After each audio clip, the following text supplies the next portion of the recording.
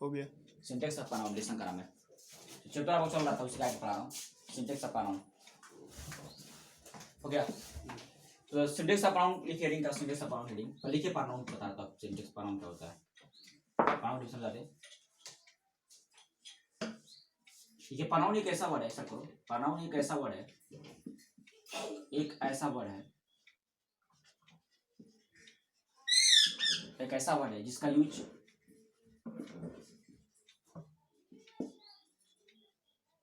Use हमेशा noun के स्थान पर, जिसके यूज हमेशा नाउन के स्थान पर किया जाता है, जिसके यूज हमेशा नाउन के स्थान पर किया जाता है,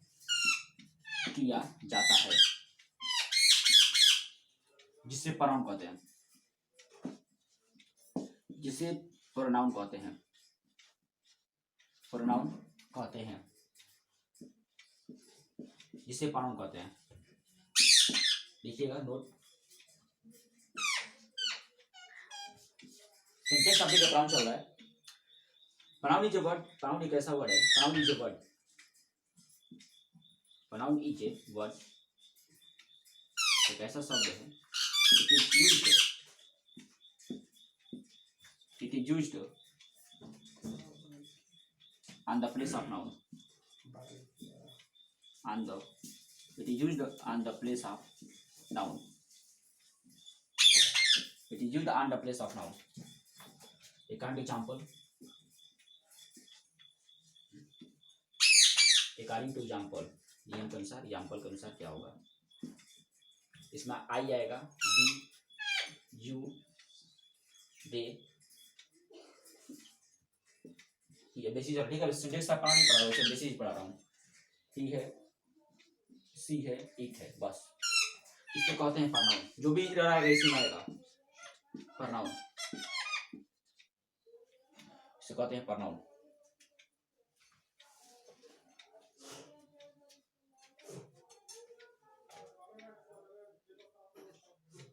देखिए अकॉर्डिंग टू दिस, इसके अनुसार, अकॉर्डिंग टू दिस, इसके अनुसार लिखिएगा, थोड़ा सा डायग्राम भी बनाऊंगा, ये काम करेगा आपको, इसके अनुसार तो तब रूल पढ़ाएंगे इसका।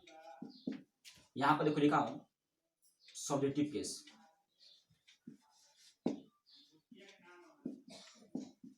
यहाँ पर लिखा हूँ सब्जेक्टिव केस लिखा हूँ,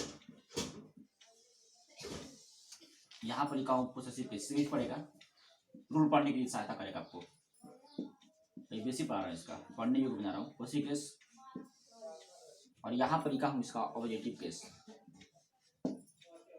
ऑब्जेक्टिव केस।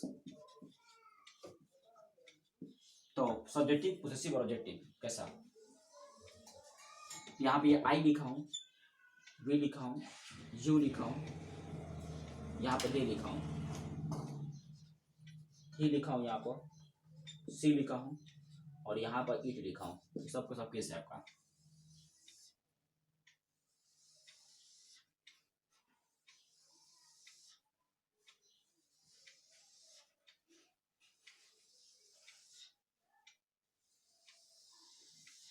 आई के क्या होगा, माई होगा, इसका मी होगा, बी का आवर, इसका होगा अस, यू का योर होता है, इसका यू होगा, इसका देखिए जो पढ़ाएंगे सिंटेक्स ऑफ प्रोनाउन किसके यूज पड़ेगा, दैट रूल में सब पढ़ाएंगे, तो डायग्राम पहले बांध दीजिए, देम, देयर, और इसका देम होगा, यहाँ पर ही का हिज लिखा हूँ, यहाँ पर हिम लिखा हूँ, सी का हर लिखा हूँ, यहाँ पर भी हर लिखा हूँ, इसका इट का क्या होगा, इट्स होगा, यहाँ का होगा इट होगा। देखिए आई भी आता है यहाँ से लेकर यहाँ तक, ठीक है, समझा रहे हैं, तो इसको बोलते हैं फर्स्ट पर्सन, पूरा यू में आ जाएगा सब फर्स्ट पर्सन में, ठीक है। अब ओनली यू आता है, यू खाली आता है, इसको बोलते हैं सेकेंड पर्सन, ये पूरा आएगा सेकेंड पर्सन के अंतर्गत, और ये पूरा जो यहाँ से लेकर जो यहाँ तक की बात करता हूँ, ठीक है, तो इसको बोलते हैं third person, THIRD, third person.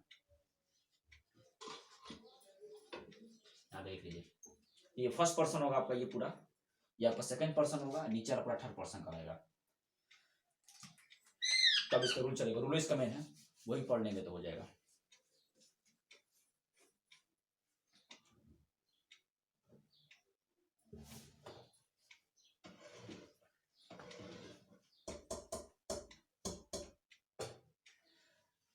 सबको हो गई है। अब चलेगा सिंटेक्स अपर नाउन। ठीक है, सिंटेक्स अपर नाउन जो भी काम ठीक रूल के माध्यम से सेंटेंस आपको correct to incorrect to correct मिलता है सही करना होता है, इसी को बोलते हैं सिंटेक्स अपर नाउन। तो सिंटेक्स अपर नाउन उसे कहते हैं, उसे कहते हैं जिसके अंतर्गत आप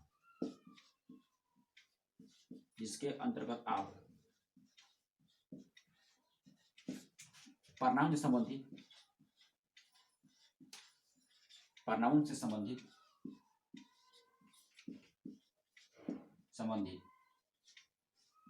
ठीक है। कोई भी सेंटेंस में गलती कहां पर आएगा तो इधर आएगा हमेशा प्राउन में, उसको सही करना होता है। जिसके अंतर्गत आप प्राउन से संबंधित इसको इधर कहते हैं, स्पोर्टिंग भी कहा जाता है। प्राउन से संबंधित इनकरेक्ट सेंटेंस को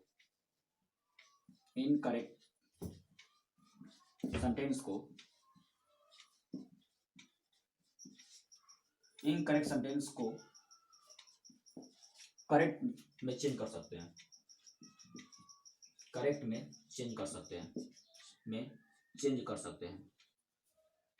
इनकरेक्ट सेंटेंस को करेक्ट सेंटेंस में बेटर रहेगा,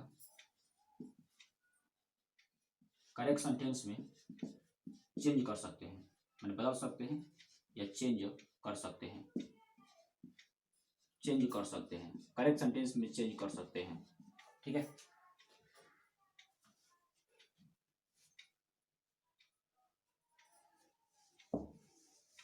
ये note any types of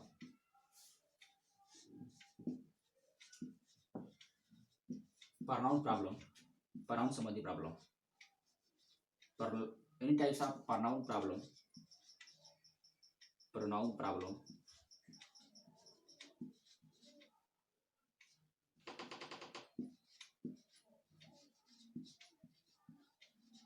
can be solved by, मतलब इसको हल किया जा सकता है, can be solved by syntax of pronoun।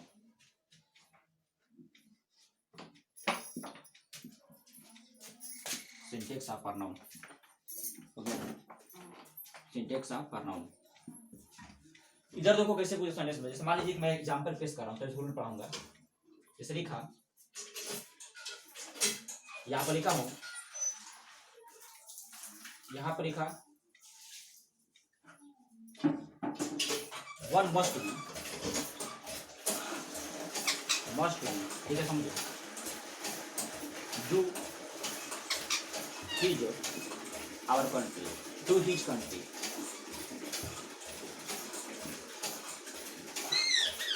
Must be do his country, done हो जाएगा, डन हिज कंट्री। तो बोलती कहाँ पर one must be done his country,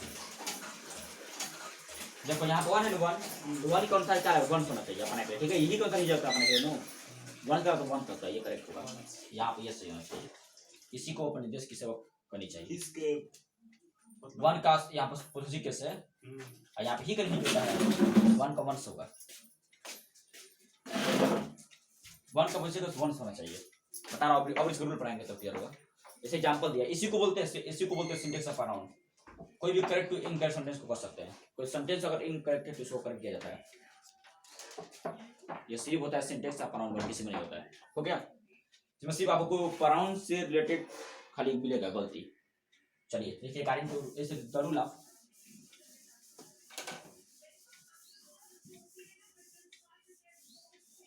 देखिए, जरूर आप सिंटेक्स ऑफ प्रोनाउन, जरूर आप syntax of pronoun,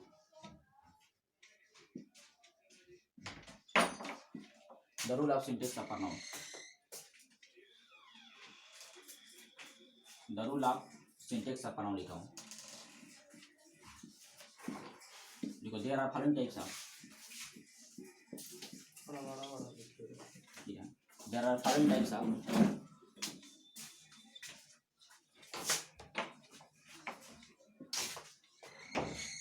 there are following types of rule of syntax of pronoun. Syntax of pronoun. There are following types of rule of syntax of pronoun. कैसा? अरे syntax of pronoun का अनेकों type के rule होते हैं, इसके use हम करेंगे। रूल के अनुसार भी कोई भी टाइप पे क्लियर होगा। रूल से मालूम हो जाएगा सेंटेंस कैसा है, कैसा चल रहा है। ये रूल्स को पढ़ाएंगे सही तरीका से।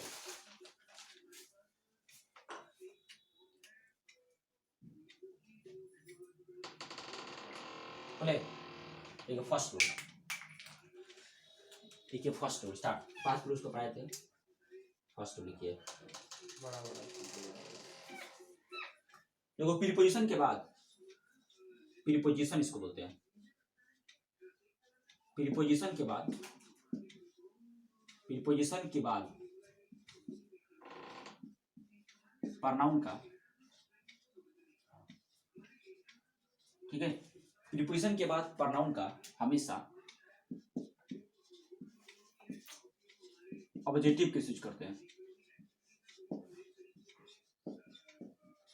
प्रीपोजिशन के बाद प्रोनाउन का हमेशा ऑब्जेक्टिव केस यूज करते हैं, केस यूज करते हैं, यूज करते हैं। फर्स्ट रूल था, लिखे दिखा रहा हूं यहाँ पे काइंडनेस इसके अनुसार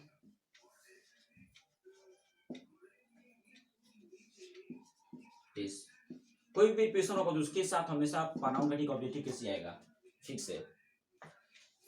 जैसे एग्जांपल देखिए, यहाँ पे लिखा हूं, इसे लिखा हूं प्रीपोजिशन। तो प्रीपोजिशन में अगर यहाँ पे लिखा हूं तो इसके साथ हमेशा ऑब्जेक्टिव केस, ठीक है, आता है, फिक्स है, ठीक है। प्रोनाउन का हमेशा ऑब्जेक्टिव केस आता है। जैसे यहाँ पर देखो आई लिखा हूं तो इसमें क्या मी होता है ना, है। वी लिखा हूं क्या होगा, इसका अस होगा।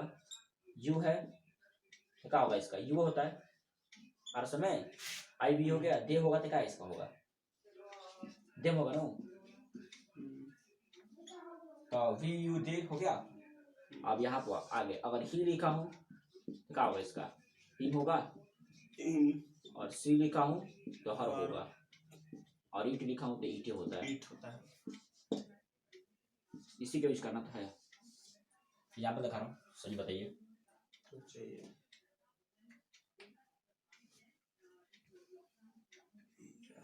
इसे सेंटेंस में मिलेगा आपको। तो एक एक रूल को समझना है। प्रीपोजिशन का क्या होता है, इसके अनुसार ये प्रोनाउन का लेवल है तो कौन सा केस अप्लाई होगा, ये आपको समझना होता है। तो यहाँ पर ऑब्जेक्टिव केस का यूज किया हूँ, ऑब्जेक्टिव केस यहाँ पर लगेगा। और कोई केस का प्रयोग हम कभी भी, ठीक है, इसके साथ नहीं करते हैं। यहाँ प्रोनाउन कैसा है उसी के अनुसार होगा। देखिए एग्जांपल पेश कर रहा हूँ।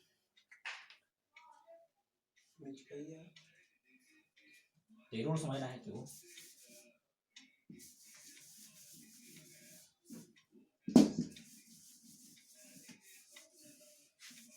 देखिए कैसे बताना है, इसमें कहाँ पर गलती है। इसे लिखा हूं, मैं बुक से एग्जांपल दे रहा हूँ, ठीक है, बुक मेरे पास है। अच्छा क्वेश्चन इसमें है, इसे लिखा हूं देयर इज नो क्वारल,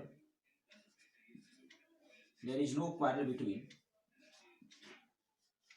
लिखा हूं, there is no quarrel between you and I, भाई इसमें गलती कहाँ पे है, बोलो जी। बताइए इसमें प्रीपोजिशन कहाँ पे है, प्रीपोजिशन यहाँ पर यू है नहीं, यू क्या चीज, तो प्रोनाउन है।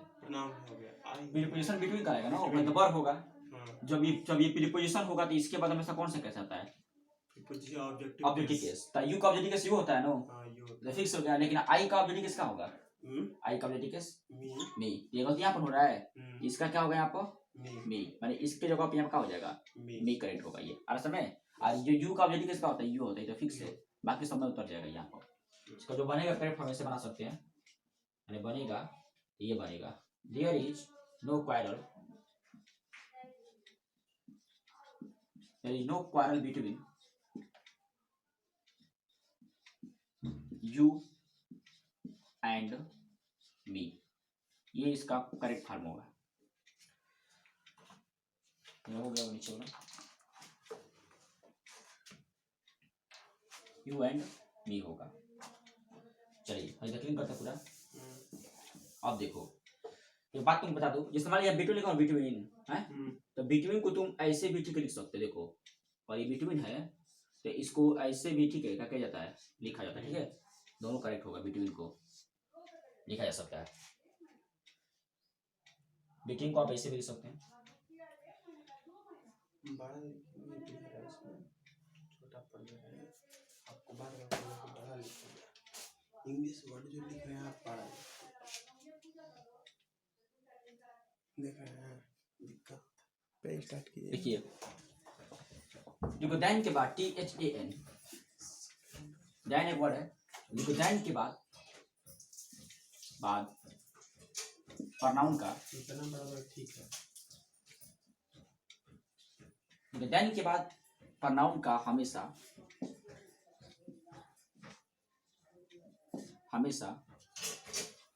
सब्जेक्टिव केस यूज करते हैं। दैन के बाद प्रोनाउन का हमेशा सब्जेक्टिव केस यूज करते हैं,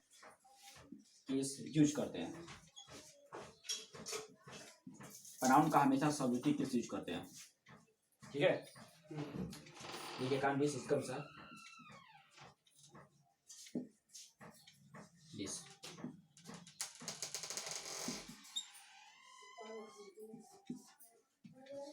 यहाँ पे तो देन लिखा हो THAN, तो देन अगर आया है तो हमेशा अपने साथ, ठीक है, अगर प्रोनाउन का अगर बात किया जाए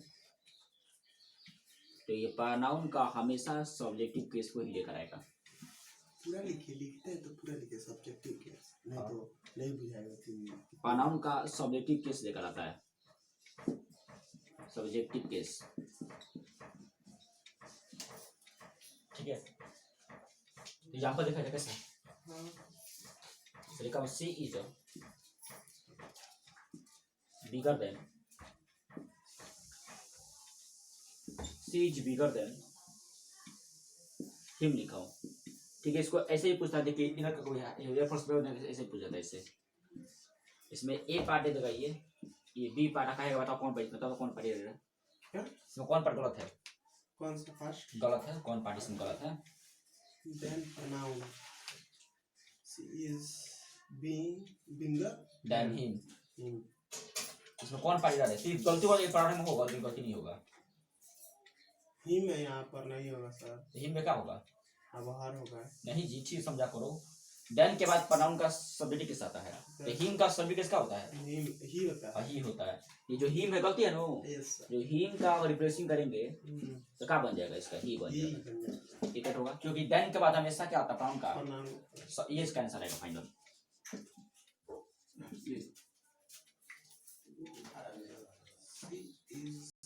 देखिए थर्ड वन इसका, वैसे नोट लिखाएंगे, वो नोट है इसका। देखिए दैन नोट है, जो नोट लिखा रहा हूँ। तो दैन का यूज हमेशा कब पढ़ते हैं, पढ़ाएंगे भी, इसका भी नहीं पढ़ाएंगे। दैन का यूज बड़ा दैन का यूज दो व्यक्तियों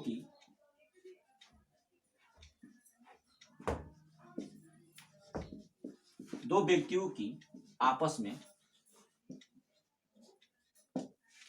में तुलना करने के लिए करते हैं, कंपेयर टू ईच अदर, आपस में तुलना करने के लिए करते हैं,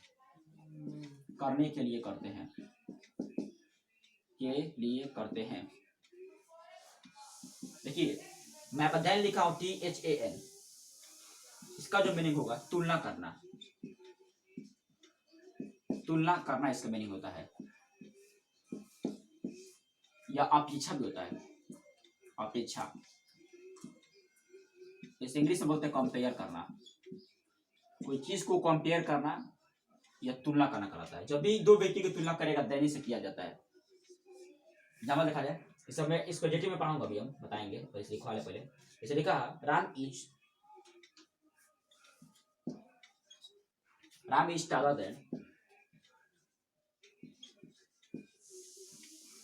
देन ही। यहाँ पर देखो राम की तुलना ही से किया गया, और समय कारण राम उसकी तुलना में क्या है, लंबा है। तो राम की तुलना ही से किया गया है। ये देन का यूजिंग क्या है, अब कंपेयर ग्रुप में चल रहा है, ये बात को क्लियर कर रहा है। ओके, राम की तुलना ही से किया गया, ये देन राम को ही से किया गया है, ये तुलना कर रहा है आपस में। यहाँ पे डिग्री कराता है, कंप्लीट डिग्री आपका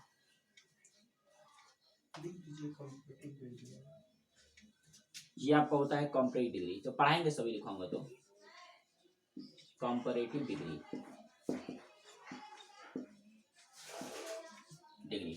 ये आपको डिग्री में पढ़ने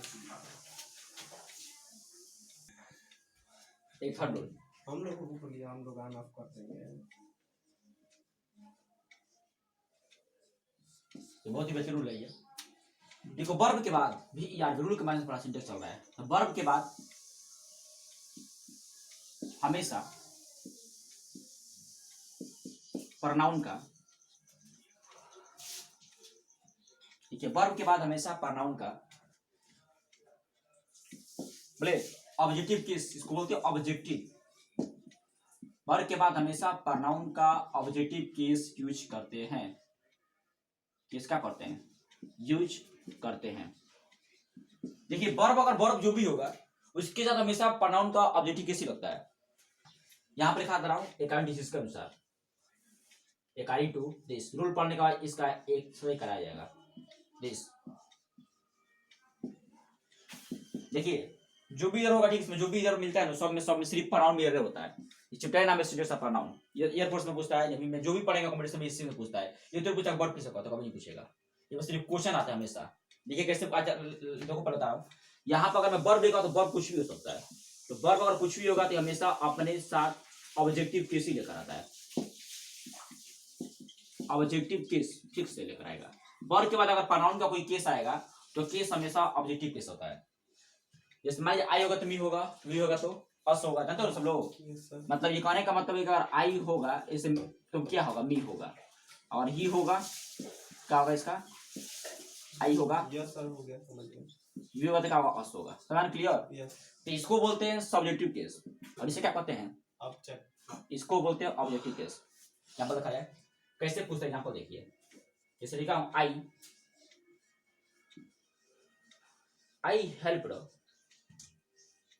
helped he in the school, in the class. बताइए इसमें गलती कहाँ पे है, करेक्ट होगा क्योंकि यहाँ पे ये वर्ब आया है और समय। तो वर्ब जब भी आता है तो अपने साथ प्रोनाउन का ऑब्जेक्टिव केस लेकर आता है। मतलब मी होगा तो यहाँ पे ही होता है, ही क्या होगा, ही हो जाएगा नो। यहाँ पे ही किसमें रिप्लेस करेंगे, बताइए में, और असम में बताइए पहले। चलो हाई लेवल देखो कैसे पूछता है, हाई लेवल में इसको पूछ रहा है। अब हो गया, देखो इसी एग्जांपल दे रहे हैं इसके फॉर्म में। वैसे लिखा हूं I M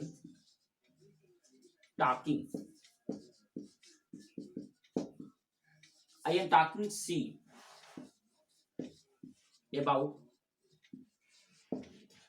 about this book। बताइए इसका अर्थ होगा कि मैं इस बुक के बारे में उससे बात कर रहा हूं। बाकी जो इसे देखिए हाई लेवल से पूछता है, इसका फर्स्ट पार्ट, सेकेंड पार्ट, यहाँ पर थर्ड पार्ट, मतलब इसमें कौन पार्ट इसमें जा रही है, चूज इधर पार्ट, कौन पार्ट जा रहा है, सेकेंड पार्ट इसमें हो गया। गलती है ना, क्यों है, क्योंकि टाकिंग के बाद सी है इसलिए क्या है, फॉल्स है। तो सी को अगर हम रिप्लेस करेंगे तो सी को किस में रिप्लेस करेंगे जी, हर में। तो ऐसे कि जानते हो कि यहाँ पर टाकिंग क्या वर्ब फॉर्म है, जो भी वर्ब होता है तो अपने साथ ऑब्जेक्टिव किस पे लेकर आता है, एक्टिव फाइंड। ये आपका ये थर्ड रूल था। देखिएगा फोर्थ रूल इसका,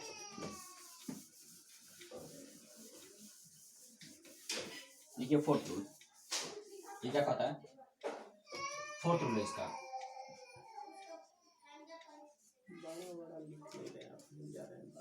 फोर्थ रूल बोले देखो प्रोनाउन के अंतर्गत जो भी हो, कुछ भी नाउन फ्रॉम कुछ भी ले सकता है, ऐसे भी सकते हैं। इसे भी पूछता है इसमें, यहाँ पे देखा ईच अदर का प्रयोग, ईच अदर इसको बोलते हैं। दो होता है ईच अदर और वन अनदर, जानते हो सब लोग? ये फोर्थ रूल तो ये पहले लिखा चुका है। नहीं। अच्छा चलिए। और क्या लिखा है? ईच अदर का यूज हमेशा दो पर्सन, सिर्फ दो के लिए होता है, दो से अधिक नहीं, हमेशा 2% के लिए होता है, 2% के लिए करते हैं। रामायण श्याम सीता गीता दो खास दो हो, 2% के लिए करते हैं। क्या करा है? ईच अदर के यूज हमेशा हम अगर यूज करेंगे सिर्फ 2%, वन लिखा तो यहाँ पे लिखा हो 2% इसमें बेटा रहेगा, 2% के लिए करते हैं, ठीक है? तो लिखा दे रहा हूँ, ऐसे लिखिए, लिखिए तथा वन अनदर, दो वर्ड होता है, वन अनदर इसको बोला जाता है, वन अनदर का यूज दो से अधिक के लिए, टू और मोर देन लिख सकते हैं, दो से अधिक के लिए करते हैं, 2 से अधिक पर्सन के लिए करते हैं, ठीक है? 2 से अधिक पर्सन के लिए करते हैं, 2 से अधिक पर्सन के लिए करते हैं।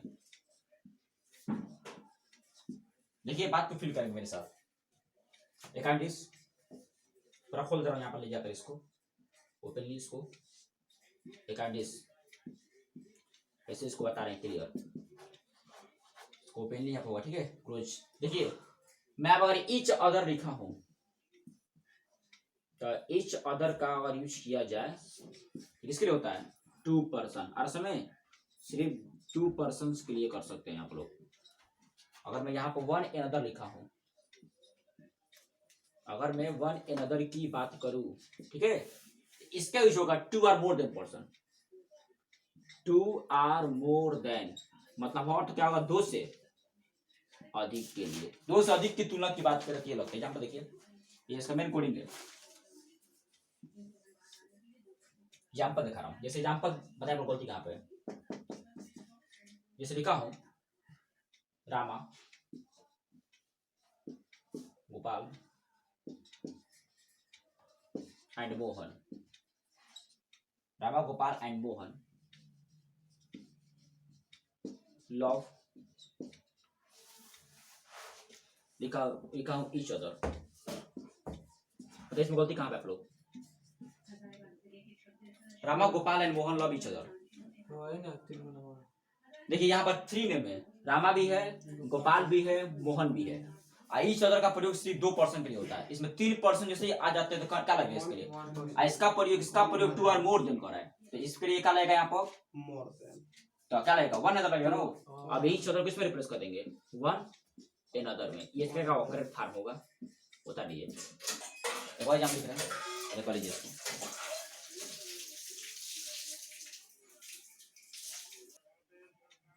क्लियर करें इसको। चलिए एक एग्जांपल और देखिए,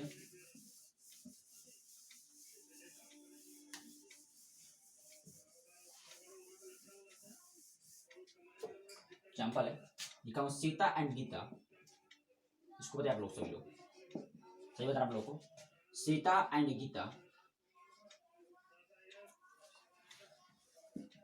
गीता, ठीक है, समझ सकते हो?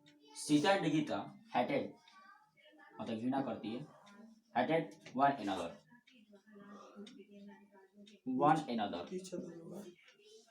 तो यहाँ पे देखो वन अनदर का प्रयोग 2 से अधिक के लिए करते हैं, इस अदर का प्रयोग सिर्फ 2 के लिए करते हैं, तो 2% यहाँ पे सीता और गीता, जो लगा दे तो सही है, तो अब तो लोग जाता वही, तो वही लगता, नाम ही लिखाएगा, मिसाएगा नो, नाम ही लिखा है, नाम ही बॉय जाएगा तो वन अनदर देखो नहीं एक्सप्रेस करते हैं, कर सकते हैं, दो को नाम, तब तो सही होगा, ये करेक्ट हो जाएगा, तब सही हो जाएगा।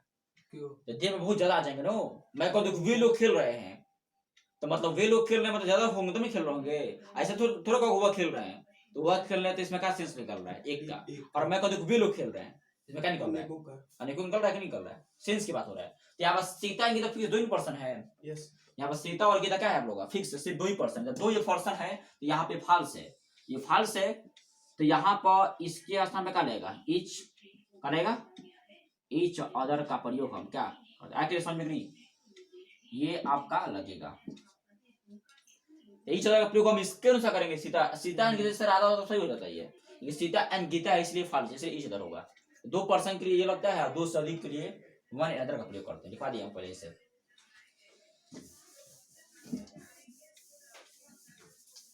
हो गया, ये 5 रूल है इसका।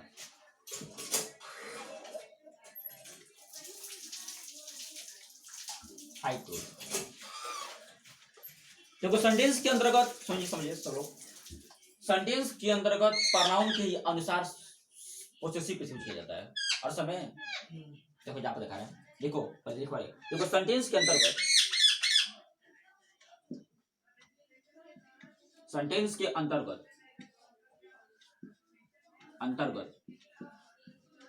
सेंटेंस के अंतर्गत प्रोनाउन के अनुसार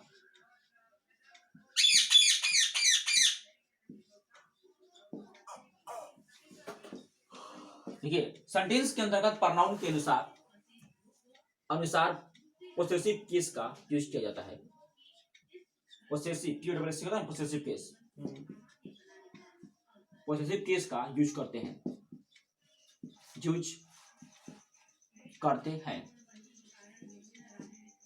अगर मैं एग्जांपल की बात करूं, कैसे लिखिएगा। देखो यहाँ पर सब्जेक्टिव केस है, यहाँ पर क्या आप लोग का पोसेसिव केस है, पर बता दूं पूरा भी लिख सकते हैं आप लोग। यहाँ पर लिखा हूं सब्जेक्टिव केस, ठीक है, और यहाँ पर क्या लिखा आप लोगों का, लिखा हूं पोसेसिव केस। इसी से क्लियर होगा, गलती इसमें भी अगर पूछता पेपर हमेशा आप लोगों का, ये ज्यादा चांस इसमें से रहता आने का।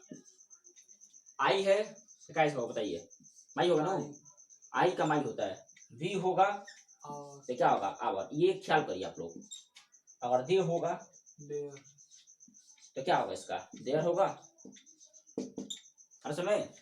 अगर ही होगा तो क्या होगा इसका, ही होगा जी, इसमें यहाँ बढ़ा दे रहे हैं। अगर सी होगा तो क्या होगा इसका, हर होगा ना।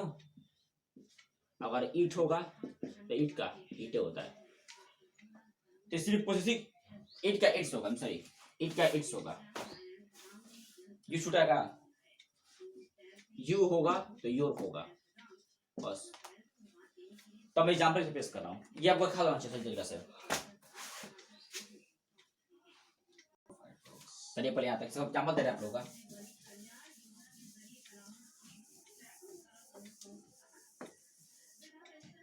एग्जांपल इधर कैसे पूछता देखो सभी लोग, और सभी लोग खुद बता सकते हैं। जैसे he is doing her work लिखा हूँ, सही फाल्स लग रहा है, हर तो सी के लिए आता है जी। यहाँ पे हिज है, इसके लिए क्या आएगा, ये तो ही जाएगा ना इसके लिए, करेक्ट होगा आप लोगों का। इसके लिए आता है, ये क्लियर आपका हो गया, हर तो सी के लिए आता है। नेक्स्ट वीडियो से आगे पढ़ा जाएगा सब लोगों का, आ जाएगा ना। 5 रूल, इसके बाद आगे 10 किसका रूल होता है, तो 5 रूल आप पढ़ लिए हैं, 5 रूल आपको नेक्स्ट वीक में पढ़ाया जाएगा।